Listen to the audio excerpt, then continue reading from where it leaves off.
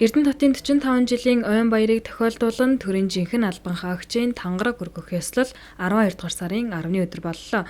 Төрийн захиргааны албан хаагч нь ерөнхий болон тусгай шалгалт өгч тухайн албан тушаалдаа тодорхой хугацаанд ажиллан төрийн захиргааны албыг нэр төртөө хааж чадхаа төрийн өмнө харуулсан байх журамтай. Энэ шаардлагыг хангасан төрийн захиргааны албан хаагч төрийнхөө өмнө тангараг өргөх ёстой байдаг. Үүний дагуу Орхон аймгийн төрийн захиргааны 24 албан хаагч төрийн жинхэнэ албан хаагчийн тангараг өргөлөө.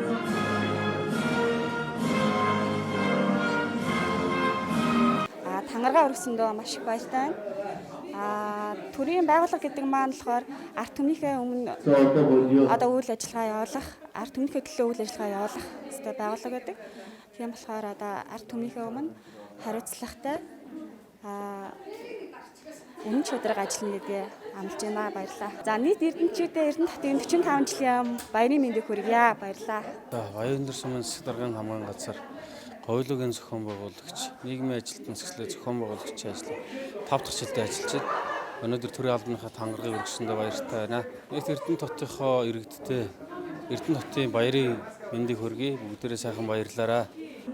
Өнөөдөр төрийн албаагчийн жинхэнэ тангараг өргөж төрийн албаагч болсондоо баяртай байна. Цаашид төрийн болсондоо баяртай.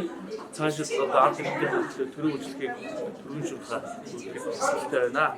Гэ та бүхэндээ төрийн баярын мэнд хүргэе. Төрийн захиргааны жинхэнэ албанд орж байгаа 24 төрлийн албан хаагчаар бол төрийн захиргааны албан хаагчийн өргөтгөлөө ерөнхийдөө төрийн захиргаанд анх орж байгаа хүмүүсүүд тусгай ерөнхий шалгалт болон тусгай шалгалт тодорхой хэмжээний туршилтын хугацаанд ажилласны дараа бол төрийн жинхэнэ албан хаагчийн тангарагыг бол нэг удаа өргөдгөө. Энэ ёслолын арга хэмжээг сая болж өнгөрсөн байна. Манай татврын хэлтсийн хамт олон үндсэндээ 2 жил ажиллаж энэ татварлагчдынхаа үйлчлэгээн дээр үйлчлэгээ батламж гардаж авлаа. Тэгээ батламж гардаж авах өөрөө нэг хэрэг бас яг энэ ажлыг өчтөө хэрэгжүүлэх болсон гэх.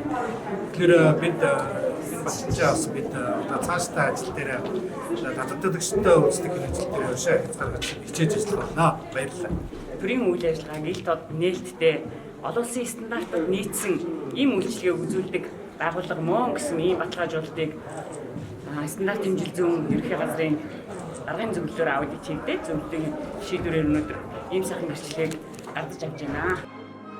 Орхон аймгийн хэмжээнд төрийн захиргааны болон төрийн үйлчлэгээний 92 байгууллага, орон нутгийн өмчит 11 байгууллага, төрийн тусгай үргийн 9 байгууллага үйл ажиллагаагаа явуулж байна.